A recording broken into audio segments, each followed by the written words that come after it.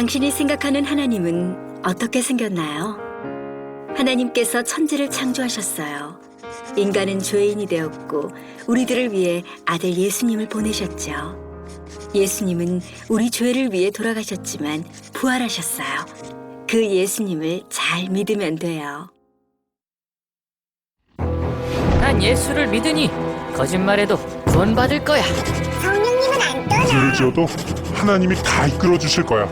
지금은 돈이 나중에 중요해. 열심히 믿지 뭐. 주일 하루면 난 할 일 다 한 거야. 어떤 것도 죽기 전에 그럼 이제 죽이기도 어떤 죄도 한다잖아. 회개하면 용서가 돼? 될 거야. 그러니 거짓말쯤이야. 뭐야? 이건 괴물이잖아. 하나님께서 우리에게 주신 성경만이 하나님을 제대로 그릴 수 있습니다.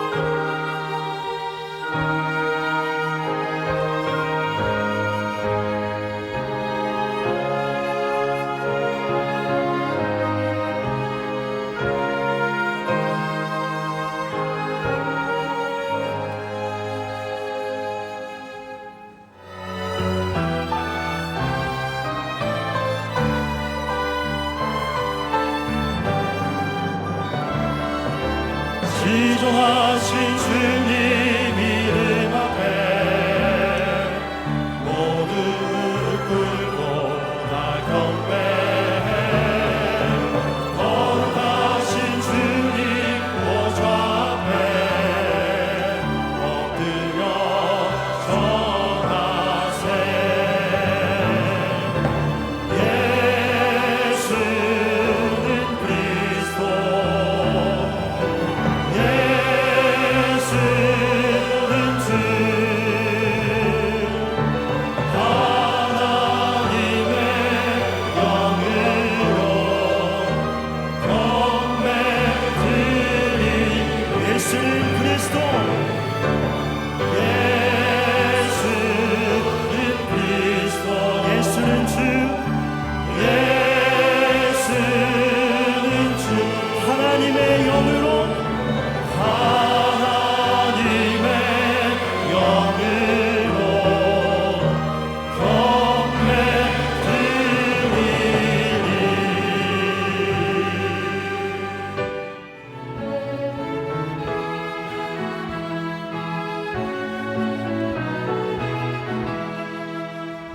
만왕의 왕 내 주께서 왜 고초당했나.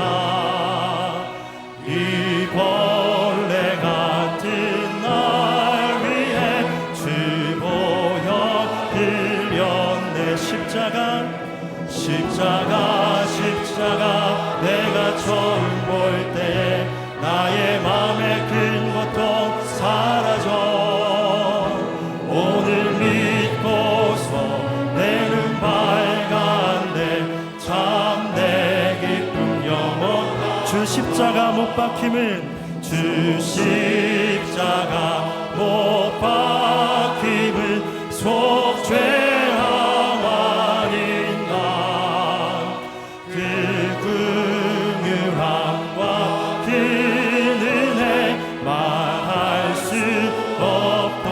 십자가 십자가 십자가 내가 처음 볼 때에 나의 맘의 큰 고통 사라져.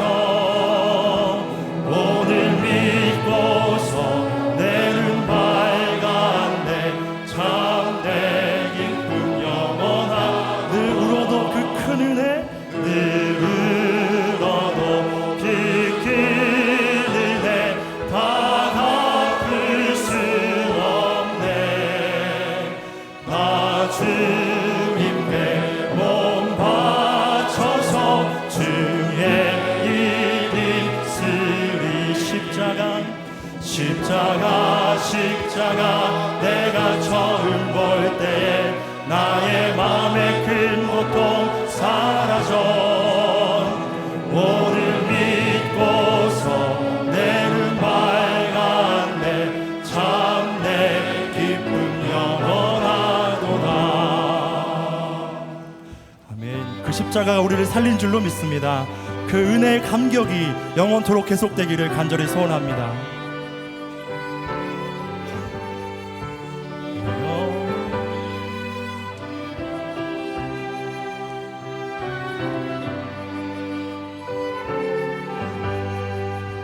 내 영혼이 은총이워 주만 죄짐 벗고 보니 슬픔 많은 이 세상도 천국으로 과하구나.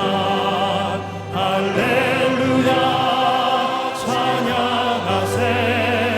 내 모든 죄 사함받고 주 예수와 동행하니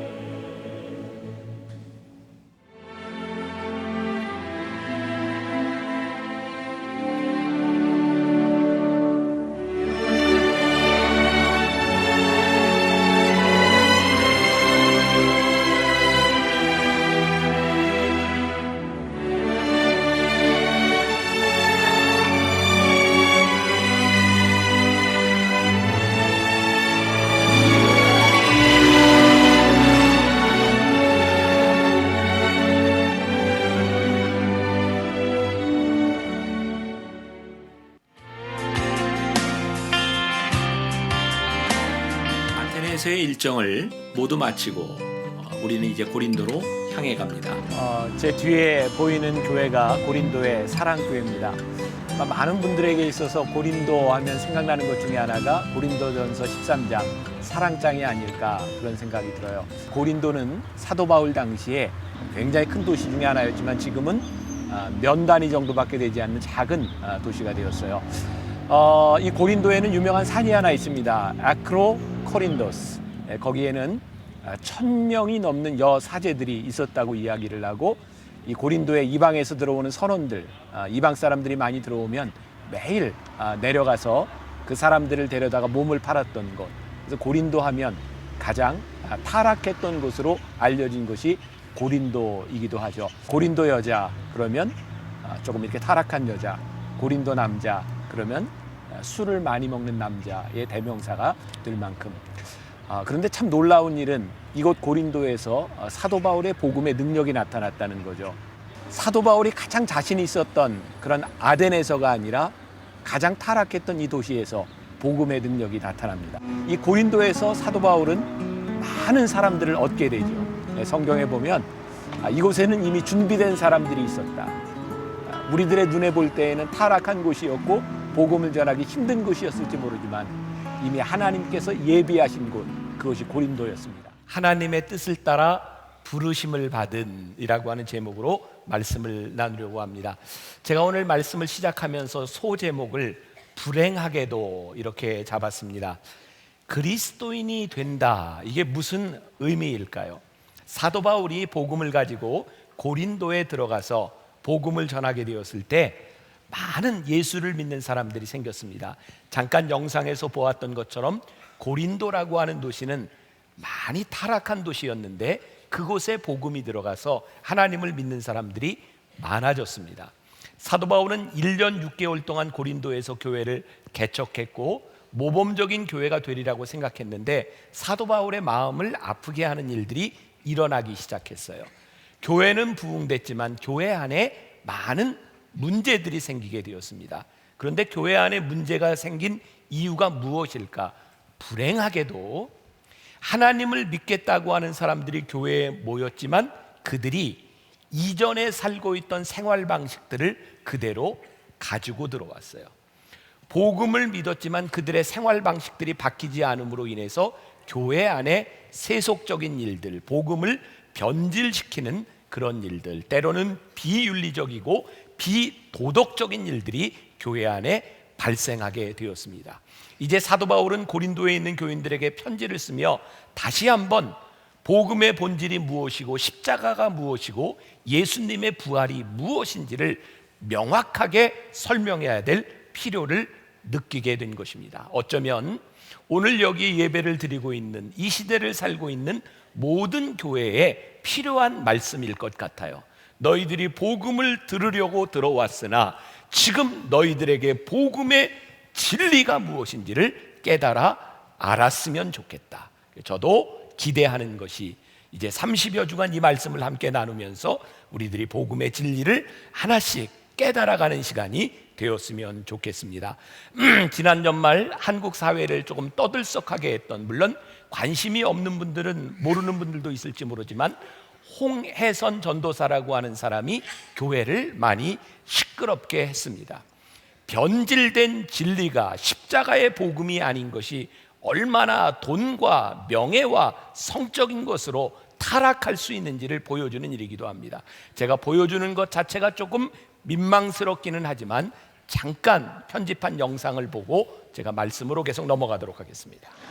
저는 오히려 제가 받은 거, 주님한테 받은 거, 신비율의 전쟁이 있을 거라는 게 거짓말이면 좋겠어요. 인육으로 잡아먹힌다고 주님이 그러셨는데, 또는 어떤 집사님은 헬리콥터에 북한의 헬리콥터가 그물로 우리나라 아이들을 학교에서 이렇게 실어다가 납치하는 거 봤는데 그 안에 당신의 딸이 있었대요. 그래서 이번에 피신 가셨습니다. 새로 대한민국을 세우지 않는 이상 지금 시간도 없는데 청와대 땅굴 있죠.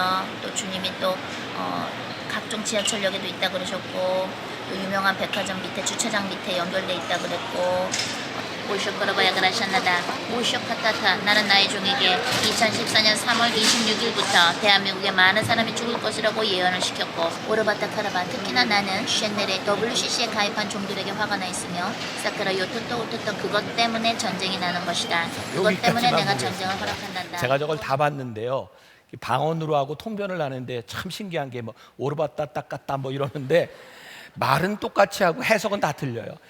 우리 아버님 살아계셨으면 저거 보고 짜장면이나 먹어라 그랬을 것 같은데, 아니 세상에 저걸 보고 현혹되는 사람이 있어요. 아니 12월 말에 전쟁이 일어난다고 피신 가라고 돈 내라고 해서 피신을 가는데, 여러분 성경이 전쟁 나면 피신하라고 가르칩니까? 우리들에게 주어진 조국과 우리의 가족들과 그리고 우리들에게 주어진 사명을 버리고 도망가는 것이 어떻게 성경의 진리이겠습니까? 하나님의 심판이 이를 때까지 끝까지 믿음 위에 서서 흔들리지 아니하고 복음을 붙드는 것이 복음의 진리인데, 십자가와 복음의 부활들을 다 잃어버린 변질된 저런 일들에 대하여 현혹하는 사람이 있다는 것이 지금의 문제일 뿐만 아니라 고린도에도 그런 문제가 있었다는 거예요. 불행하게도 복음은 들어왔는데 세상의 방법을 가지고 돈을 취하고 명예를 취하고 복음의 본질을 어지럽히는 사람들, 하나님을 믿는 것 같지만 전혀 믿는 것 같지 않은, 교회 안에 심각한 문제는 세상의 논리와 세상의 지혜를 가지고 들어옴으로 인하여 거룩한 하나님 나라의 정체성을 잃어버린 교회에 대하여 사도 바울은 때로는 무섭게 사랑을 가지고 권면하고 있다는 사실입니다. 오늘부터 우리가 고린도전서를 깊이 묵상해야 되는 이유가 무엇인가? 교회에서 십자가의 복음이 사라져버리면 교회가 얼마나 타락할 수 있는지를 보여주는 것이고, 교회가 하나님의 영광을 가로채기 시작하고 하나님의 영광이 교회 안에서 사라져버리면, 사람들이 드러나기 시작하면 얼마나 교회가 추악할 수 있는 것인가를 보여주고 있다는 사실이에요. 십자가의 능력이 사라진 것이 아니고, 말씀의 능력이 사라진 것이 아니고, 말씀이 변질되어 버릴 때 교회가 얼마나 추락하고 추악할 수 있는지, 그것이 얼마나 무서운 인지를 보여주고 있어요. 그래서 고린도전서를 우리들이 공부하면서 세상에 일어나는 우리들을 현혹시키는 일들에 대하여 우리들이 흔들리지 않을 수 있는 원리들을 배워야 돼요. 고린도서에 보면 당시 고린도 교회에 참 많은 은사들이 일어났던 것 같아요. 여러분들이 사모하는 병 고치는 은사, 방언하는 은사, 예언하는 은사, 그 모든 은사들이 일어났는데, 사도 바울이 교회를 보니까 하나님께서 주신 은사로 인하여 교회가 시끄러워졌어요. 하나님이 우리들에게 은사를 주신 것은 그 은사를 통하여 하나님이 드러나야 되는데, 하나님께서 주신 은사들을 가지고 하나님이 드러나는 것이 아니라 은사를 가진 우리들의 자랑들이 드러나기 시작했어요. 여러분, 기독교 계통의 신문들의 무슨 집회에 대한 광고들이 많이 나옵니다. 지난주에 제가 말씀을 준비하다 보았던 것 중에 이런 글이에요. 집회에 참석해서 내가 안수기도를 했더니 이 사람이 어떤 병이 났고 어떤 병이 났고 어떤 병이 나았다. 여러분, 하나님께서 우리의 병을 고쳐주시는 분이십니다. 그러나 그 사람이 안수했기 때문에 병이 낫는 것은 올바른 신앙이 아닙니다. 저를 통해서도 여러분들을 통해서도 하나님께서 일하실 수 있는 것은 하나님께서 우리들에게 주신 은사 때문인 것이지 우리의 능력이 드러나는 것이 아닙니다. 여러분들 분별하십시오. 어떤 사람들에게 가서 상담을 하고 병을 고치기 위해서, 세상에 병을 고치기 위해서 사단에게 권리를 가지기 위해서 안 받을 수 없이 돈을 받는데요. 내가 너를 사서 내가 너를 고쳐야 될 수밖에 없다. 사단과 이게 그래야 뭐 거래가 된대나 어쩐대나. 아니, 그런 거를 듣고도 가서 줄을 서서 기다리는 사람들을 바라보며 어디 성경에 돈을 주고 사람을 고쳤어요? 어디 성경에 돈을 주고 예언을 했어요? 홍해선이라고 하는 사람 눈빛을 보셨어요? 저게 정상적인 눈빛입니까? 전 무당 굿하는 사람과 다를 게 없는 비신앙적인 저런 사람들을 바라보면서도 우리들이 분별하지 못한다고 하면 고린도 교회에 그런 이들이 나타났다는 거예요. 그들이 받은 은사들을 가지고 속이는 자들, 하나님의 영광을 가리는 자들. 우리가 분명히 말씀의 진리 위에 서서 이것을 분별할 수 있는 사람들이 되어야 한다. 누군가의 신앙, 그런 것들이 모범이 되고 좋은 일이기는 하지만 고린도 교회에 소위 은혜를 받았다는, 은혜를 체험했다는, 은사를 받았다는 사람들 때문에 내 신앙을 따라오라고 하는 사람들이 생겼다는 거예요. 내 신앙과 다르면 그 사람을 용납하지 못하는 사람들이 생겼다는 거예요. 여러분, 언제부터인가 우리의 신앙이 율법적으로 굳어지기 시작하면 독선적이 되어버립니다. 참 이상하죠? 예수를 잘 믿는 사람들의 공동체였던 교회가 규모가 커지고 교단이 되어버리면 언제부터인가 하나님의 마음과 하나님의 사랑은 사라져버리고 율법과 규칙만이 난무한다는 거예요. 여러분들 오해하지 마십시오. 우리들에게 윤리가 필요합니다. 제가 윤리의 상대주의를 이야기하는 것입니다. 그런 것이 아닙니다. 교회는 윤리적으로 되거나 율법적으로 되는 것이 아니라 하나님의 마음이 살아있어 우리로 하여금 고민하게 하고 하나님의 마음 때문에 우리로 하여금 기도하게 만들기 시작할 때 하나님의 역사가 일어나는 것이지, 누구를 따라가는 것, 누구의 신앙이 절대화되는 것이 교회가 아니라는 것을 사도 바울은 끊임없이 이야기하고 있어요. 여러분들, 신앙인과 종교인은 구별이 됩니다. 신앙인은 하나님을 믿는데 종교인은 그들이 믿었던 틀을 믿는 사람들이에요. 그래서 종교인들이 무서운 것은 늘 이것을 할 수 있냐 없냐, 옳다 그르다를 가지고 사람들을 판단하기 시작합니다. 하나님은 우리를 위하여 어떻게 하실까, 우리에게 어떤 유익이 될까를 고민하는데 율법주의자들은 고민하지 않습니다.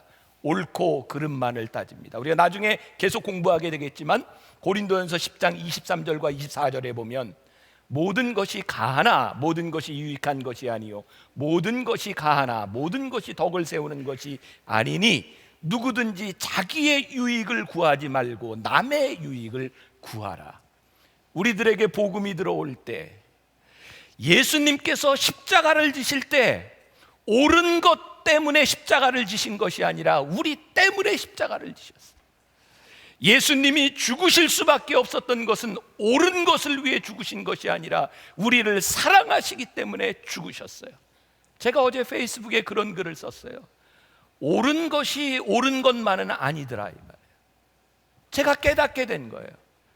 교회 안에 일어나는 수없이 많은 분쟁들은 옳은 일들 가지고 싸우는 거예요. 옳은 것이 아니라 우리들의 마음에 하나님의 마음이 있어서 유익을 구하지 않는다면 교회는, 믿음의 공동체는 옳은 일을 하다가 깨어져 버릴 수도 있는 무서운 공동체가 될 수 있다는 것. 사도 바울이 고린도에 편지를 보내고 있어요. 조금 어려우세요? 안 어렵죠? 네, 제가 조금 쉽게 좀 하도록 노력을 할게요. 자, 우리가 말씀을 계속해서 이해하기 위해서 이 말씀이 편지로 되어 있다는 것을 우리들이 알아야 될 것 같아요. 사도행전을 보면 사도 바울이 가는 곳마다 교회를 세우게 됩니다. 사도행전 18장 1절에 보면 자, 이런 말씀이 나와요. 그 후에 바울이 아덴을 떠나 고린도에 이르러. 자, 우리들에게 지금 아주 럭키한 경우는 지금 제가 금요일마다 사도행전을 묵상하고 있는데 이 사도행전과 고린도전서가 또 이렇게 맞아간다는 겁니다.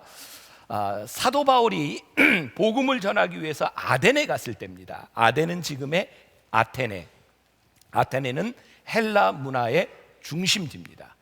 그리고 사도 바울이 아덴에서 어디에서 복음을 전하냐면 아레오빠고. 아레오빠고는 그 언덕이라고 하는 뜻을 가지고 우리 교회가 가지고 있는 파구스 이름이 파구스. 예수 믿는 사람과 믿지 않는 사람의 컨택 포인트. 파구스라는 말이에요. 이 아레오빠고에 모여서 그 헬라 사람들은 논쟁하는 걸 즐겨했어요. 뭐 법적 논쟁도 하고 정치적인 논쟁도 하고. 근데 사도 바울이 아덴에 이르러 아레오빠고에서 복음을 전합니다. 그때 사도 바울은 자신감이 있었어요. 사도 바울은 수사학도 배운 사람이고 법률도 배운 사람이고 그는 많은 지식을 가진 사람이에요. 내가 저들과 논쟁해서 내가 복음을 전하리라 생각하고 아레오빠고에서 복음을 전하는데 사도 바울이 철저하게 실패합니다. 아덴에서 가장 자신 있었던 사도 바울의 방법이 실패함으로 인하여 사도 바울이 디프레스가 돼요. 그래서 그 후에 실패한 후에 사도 바울이 아덴을 떠나 고린도에 이르게 됩니다. 그런데 고린도는 복음을 전하기가 너무너무 힘든 곳이에요. 잠깐 화면에서 나온 것처럼 에크로코린도라고 하는 그곳에 여사제들, 신전들이 있고 가장 타락한 곳이었습니다. 사도 바울이 고린도에 가서 결심합니다.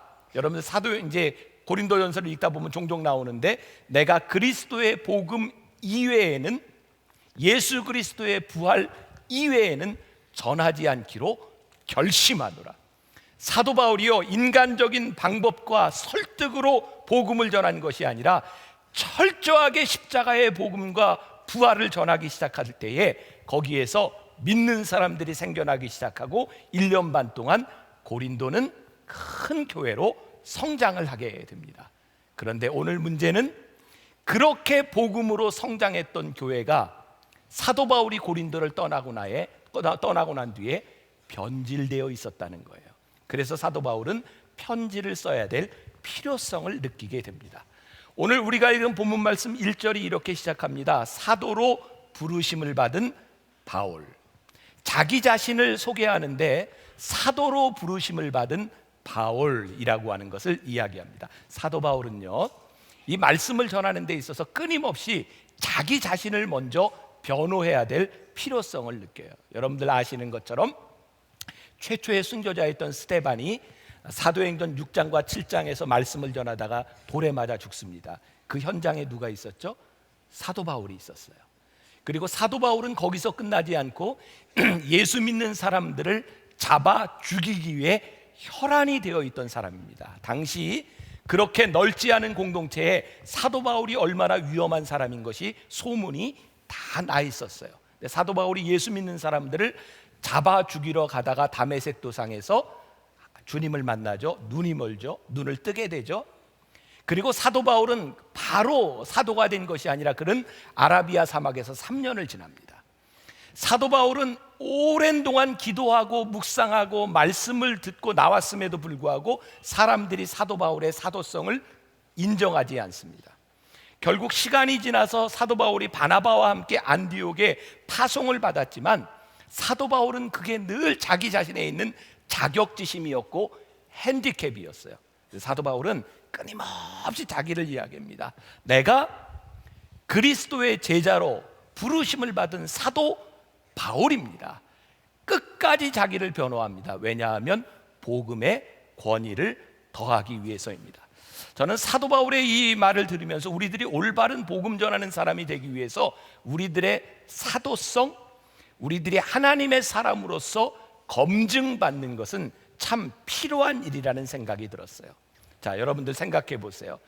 그동안 언론에 많이 나왔던 과거의 전력을 가졌던 좋지 않은 전력을 가졌던 사람들이 목사가 된 경우들이 꽤 있습니다. 제가 공적인 자리라 이름을 거론하지 못하지만 그 고문으로 이렇게 유명했던 어떤 분이 목사가 됐어요. 그런가 하면 어떤 조직의 보스였던 사람이 감옥에 갔다가 나와서 신학을 하고 목사가 됐어요. 또 어떤 사람은 주먹을 쓰던 정치 깡패였는데 목사가 됐어요. 그런데 너무너무 안타까운 사실은 그들이 어디에서 신학을 공부하고 어떻게 회개하고 어떻게 목사가 됐는지 모르지만 그들이 사도성이 증명되는 것이 아니라 그들의 삶이 오히려 하나님을 가리는 일들이 많이 일어나더라는 거예요. 너무 쉽게 용서하고 너무 쉽게 회개하고 너무 쉽게 간증하고 어디에서 공부했는지 모르지만 너무나 쉽게 무슨 신학교라고 하는 곳에 가서 공부하고 안수를 받은 이들로 인하여 오히려 말씀의 권위들이 문제가 되는 것들을 바라보면서 오늘 사도 바울이 그에게 자신에게 그렇게 주장했던 이 사도성이라고 하는 것, 이것이 너무너무 중요한 일이구나. 여러분, 인간의 자격이 모든 것을 보증하는 것은 아니지만 적어도 인간이 만들어 놓은 전통과 이 과정들을 통하여 사도가 되기 위한 뼈를 깎는 과정들을 지나가지 않으면 우리들이 올바로 하나님 앞에 쓰임받는 것이 그렇게 쉽지 않다는 거예요. 오늘날 한국교회에 일어나고 있는 수없이 많은 일들, 우리 며칠 전에도 부끄러운 소식을 들었잖아요. 목사인데 자식의 생활비를 내기 위해서, 학비를 내기 위해서 보이스피싱에 가담을 해서 사기를 쳤다. 그동안 우리는 목사라고 하는 이름으로 일어났던 수없이 많은 일들을 보았어요. 왜일까요? 사도라고 이야기하지만 사도성이 증명되지 못한 사람들을 통하여 오히려 하나님의 영광을 가리는 일들을 너무 많이 본 거예요. 세상의 자격이 다는 아니지만 적어도 여러분들이 신앙생활을 할 때 하나님 앞에 불림을 받고 쓰임받을 때까지의 피나는 노력과 회개와 용서의 과정들을 보는 것이 얼마나 중요한 일일까. 오늘 또 편지를 보니까 받는 사람에 대한 이야기가 나와요. 하나님의 교회에 보낸 것이다. 2절 한번 볼까요? 예수 안에서 거룩하여지고 성도라 부르심을 입은 자들의 공동체, 예수 그리스도의 이름으로 부르는 모든 사람의 공동체에 이 편지를 보내고 있어요. 자, 고린도에 보낸 이 편지는 믿지 않는 사람들에게 보낸 것이 아니라 예수를 믿는 공동체에 보낸 것이고요. 사도 바울 당시에 이 편지를 쓰게 됐던 이유 중에 하나가 나는 바울 편이다, 나는 게바 편이다, 나는 뭐 예수파다, 이렇게 나뉘어져 있는 사람들이 있었는데 사도 바울이 보낸 것은 그런 파들에게 보낸 것이 아니라 예수 이름을 부르는 거룩한 공동체. 교회는 누구에게 충실하냐, 어떤 교리에 충실하냐에 대한 문제가 아니라 예수 그리스도 안에서 거룩해지려고 모인 공동체가 교회라고 하는 말이에요. 여기에는 감리교인, 장로교인, 성결교인, 순복음교인, 침례교인 많은 분들이 여기에 모여 있어요. 제가 종종 그런 얘기를 듣습니다. 저희 교회가 감리교단이에요.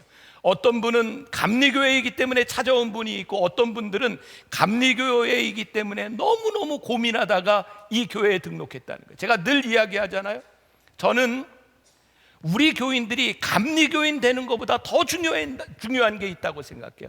우리 교회는 감리교인을 만드는 교회가 아닙니다. 하나님을 믿는 공동체를 만드는 교회이지, 만일 교회에서 장로 교리를 가르치고 감리 교리를 가르치고 성결교회 교리를 가르치며 너희는 나와 다르다고 생각한다면 하나님 앞에 부르심을 받은 공동체라고 어떻게 말할 수 있겠습니까?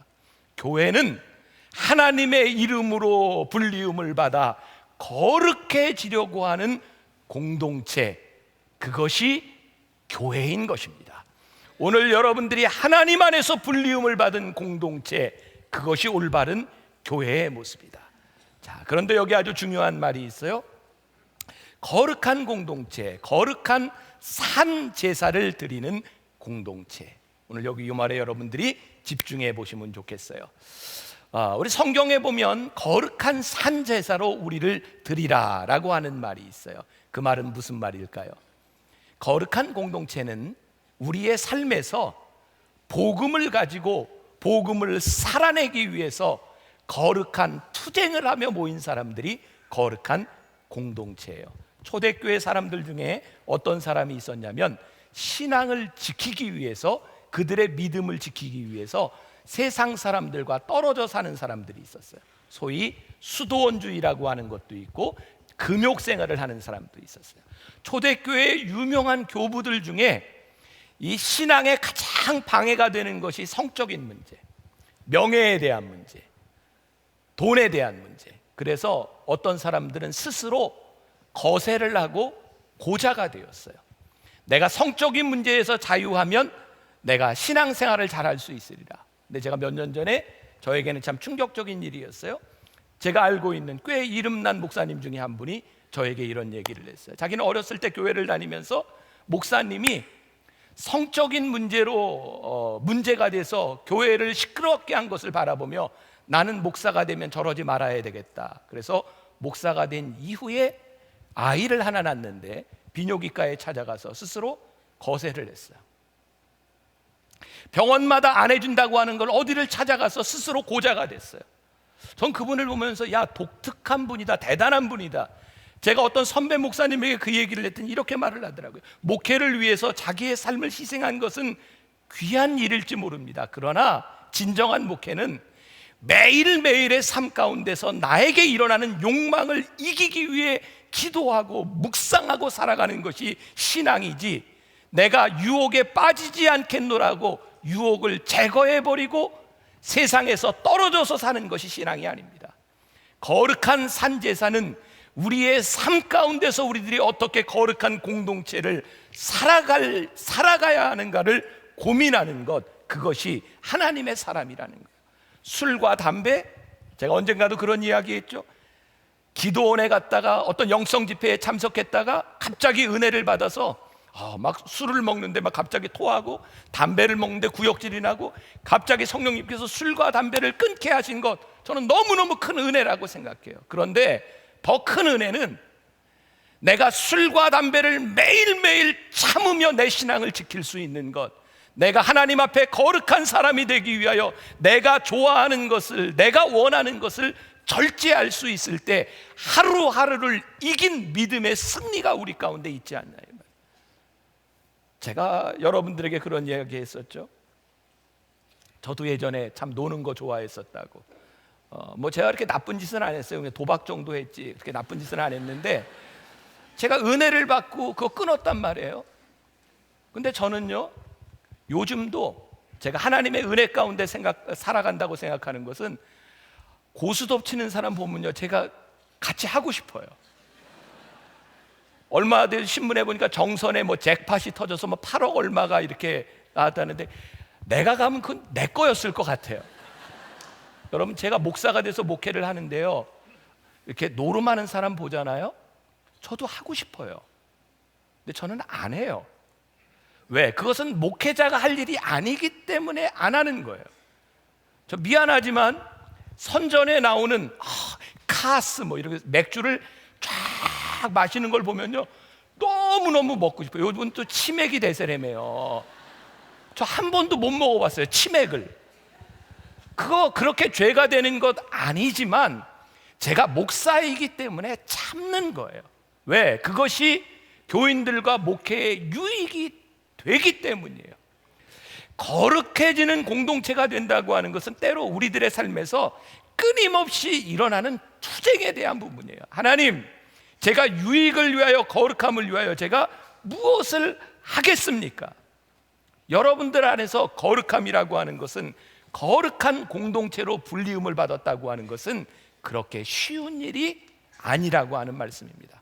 오늘 또 편지를 통해서 우리는 중요한 관계에 대한 부분들을 깨닫게 됩니다. 하나님과의 관계, 성도들과의 관계. 사도 바울은 끊임없이 자기 정체성에 대해서 사도성을 이야기하면서 부르심이라고 하는 말을 쓰고 있고요, 오늘 그 고린도 교회 공동체에 대해서도 부르심을 받은 공동체라고 하는 말을 계속해서 쓰고 있습니다.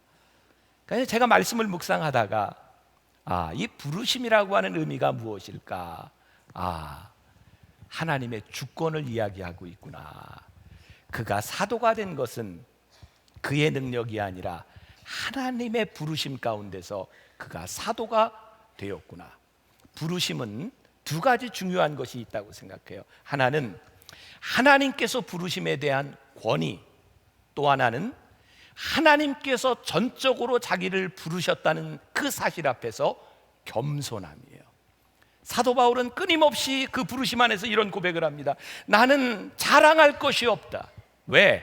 하나님께서 부르셨기 때문에 그가 자랑할 것이 없어요. 그럼에도 불구하고 나는 사도다라고 말을 합니다. 왜입니까? 하나님이 부르셨기 때문에 내가 여러분들에게 말씀을 전하고 있습니다. 자랑할 것이 없지만 그가 해야 될 것이 있다고 하는 것이 부르심입니다. 저는 사도 바울을 개인적으로 참 좋아합니다. 사도 바울의 글을 보며 목회가 무엇인지를 보고 있는 듯하기 때문입니다. 게다가 전승에 의하면 사도 바울은 키도 작고 머리도 벗어졌다. 이게 사도 바울을 제가 좋아하는 이유 중에 하나이고, 제가 어제, 이거 여담입니다. 우리 교회 온 지 얼마 안 되는 교인 중에 하나가 어떤 그 나무 공동체 모임에서 그런 이야기를 냈대요. 방송에서 설교 딱 2번을 보고 저희 교회 등록을 하게 되었는데, 와서 자기는 정말 어쩌면 이런 일이 있을 수 있을까? 야, 머리 벗어진 게 저렇게 어울리는 사람이 세상에 있구나. 그거를 느꼈대요. 그리고 이제 등록을 하고 다니고, 지지난주에 제가 이제 이발을 하고 머리를 이렇게 짧게 깎고 왔는데 자기들끼리 이야기하면서 목사님이 뭐 이발을 했네 안 했네 그러면서 자기들 하는 이야기가, 아, 저 머리를 가지고도 스타일이 변할 수 있구나. 뭐 여기에 또 막 이렇게, 야, 참, 제가 사도 바울을 좋아하는 이유 가운데 하나입니다. 제가 무슨 얘기를 하다가 여기까지 오게 되었나? 제가 사도 바울 부르심, 제가 여기에서 설교를 해요. 제가 사도 바울을 보면서 그런 마음이 드는 거예요. 내가 여기 서 있을 수 있는, 제가 여기서 설교할 수 있는 이유는 하나님의 부르심을 빼고는 설명할 수 있는 방법이 없어요. 제가 여러분들에게 종종 제 삶을 간증했던, 저는 목사가 돼서까지 목사가 되지 않으려고 했던, 이 목사라고 하는 멍에를 벗어버려야 되겠다고 했던 저에게 어느 날 저를 찾아오셔서 저를 사랑한다고 불러주신 그 부르심이 아니고는 제가 여기에서 설교할 수 있는 이유가 설명이 되지 않는 거예요. 제가 어떻게 경륜으로, 나이로, 전문성으로 이렇게 많은 사람들 앞에서 제가 무엇을 설명할 수 있겠습니까? 그것은 부르심이 아니고는 설명이 안 돼요. 사도 바울은 고린도에 있는 교인들에게 이야기합니다. 하나님이 너희들을 부르셔서 여기에 성도가 되게 하셨다. 그들이 사도 바울의 편지를 받고 사도 바울의 가르침을 받을 수 있는 이유는 세상적인 관계가 아니라 하나님께서 사도로 부르시고 하나님께서 우리를 교회 공동체로 부르신 이유, 그것밖에는 설명이 안 된다는 거예요. 하나님이 우리를 부르셨다는 그 부르심은 우리의 포지션이 무엇인가를 분명하게 말해줍니다. 하나님이 우리를 불러주셨으므로 인하여 우리는 이 땅 위에서 거룩한 사람으로 구별된 자로 그렇게 살아가야 된다고 하는 우리들의 포지션을 분명히 말씀하고 있는 거예요. 우리들의 포지션이 분명하다면 우리들은 이 세상의 환경과 컨디션에 의해서 좌우되는 것이 아니라 우리들의 포지션에서 우리들의 신앙의 본질이 무엇인지를 지켜야 된다는 거예요. 비슷한 것들은 늘 우리들에게 위험한 거예요. 돌아가신 저희 아버님이 한 번은 집회를 갔다 오셔서 들려주셨던 이야기인데 제가 기억에 남아요.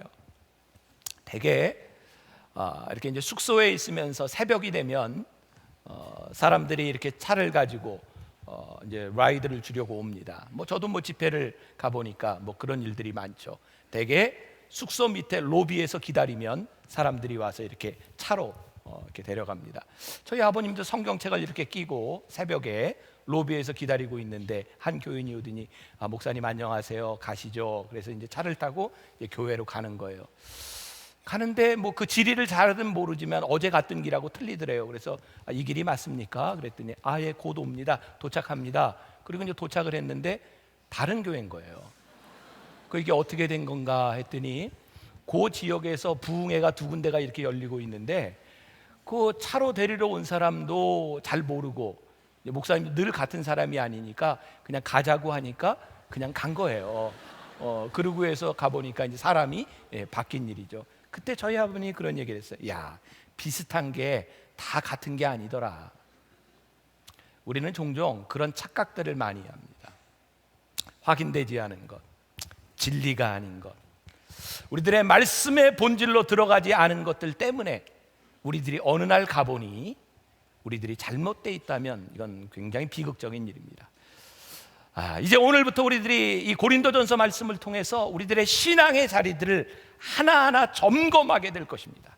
오늘 말씀의 제일 중요한 포인트 중에 하나가 사도 바울이 고린도에 있는 교인들, 타락한 하나님을 믿었으나 잘못됐던 그 교인들을 바라보며 질책하는 것으로 끝나지 않았다는 거예요.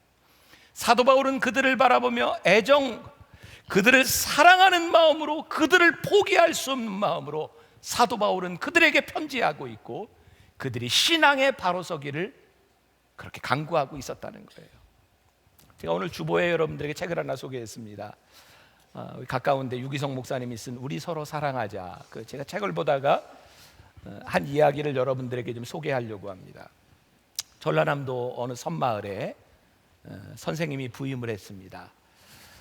근데 참 난감한 것이 그 전라도 섬에 있는 아이들이 너무너무 욕을 잘하는 거예요. 그죠? 그 전라도의 그 걸쭉한 욕, 애들이 다 욕을 하는 거예요. 그래서 선생님이 숙제를 내줬답니다. 내가 너희들에게 딱지 10장씩을 주는데 욕을 하면 딱지를 빼앗고 욕을 안 하는 아이는 그것을 빼앗아서 이렇게 모으는 거예요. 그래서 딱지를 많이 모은 아이는 상을 주고 딱지를 빼앗긴 아이에게는 벌을 주겠다. 그리고 한 달 후에 심사를 하겠다. 그 학생들 중에는 이 새로운 선생님을 너무너무 좋아하는 학생이 하나 있었습니다. 그래서 선생님 말씀대로 살려고 했고, 그런데 이 아이가 정말 해결되지 않는 게 욕에 대한 문제였어요. 욕이 그냥 입에 붙어 있는 거죠. 욕이 나올 때마다 입을 틀어막곤 했는데도 결국 자기가 있는 딱지 10장을 다 빼앗기고 말았습니다. 어떤 아이는 40장이나 모아왔는데 이 아이는 딱지가 하나도 없었어요.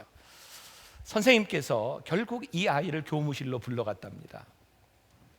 너 선생님 벌 주겠다고 했지? 10대 맞아. 뒤로 돌아. 그리고 선생님이 회초리로 종아리를 때리는데 얼마나 세게 때리는지 3대를 맞고 났더니 더 맞으면 죽을 것 같더래요. 이 아이가 돌아서서 선생님에게 선생님 때리지 마세요. 저 죽겠어요. 그리고 보았던 선생님의 얼굴이 눈물 범벅이었대요. 이놈아, 내가 너를 믿었다. 아이는 다시 돌아서서 선생님께 7대를 맞았답니다. 그리고 그때부터는 하나도 아프지를 않았답니다. 아이는 교실로 돌아가서 책상에 엎드려 펑펑 울었어요. 그리고 마음에 결심했습니다. 나도 커서 선생님처럼 될 거야. 학생이 욕을 하는 것을 바라보며 너무나 슬퍼하며 울던 그 선생님의 얼굴, 그 눈물이 이 아이의 인생을 바꿔놓았고, 이 아이가 바로 크리스찬 치유 연구 상담원 원장인 정택이 목사님이 되었답니다. 그 목사님의 간증 가운데 나오는 이야기예요. 자기를 욕하는 자기를 위해 우는 선생님의 얼굴 때문에 그의 인생이 바뀌었다면, 우리 안에 오셔서 내가 죄를 지을 때마다, 내가 잘못 살아갈 때마다, 내 안에 거룩함이 없어질 때마다 아파하시고 눈물하시는 주님의 모습이 우리 가운데 있다면 어떻게 우리의 삶이 변하지 않을 수 있겠습니까? 우리를 위해 십자가에 죽으신 예수님께서 겟세마네 동산에서 통곡하며 옳은 일을 위해 죽으신 것이 아니라 우리를 위해 죽으신 예수님을 바라보게 될 때 어떻게 우리들의 삶의 변화가 일어나지 않겠습니까? 우리는 하나님께 부르심을 받은 존재들입니다.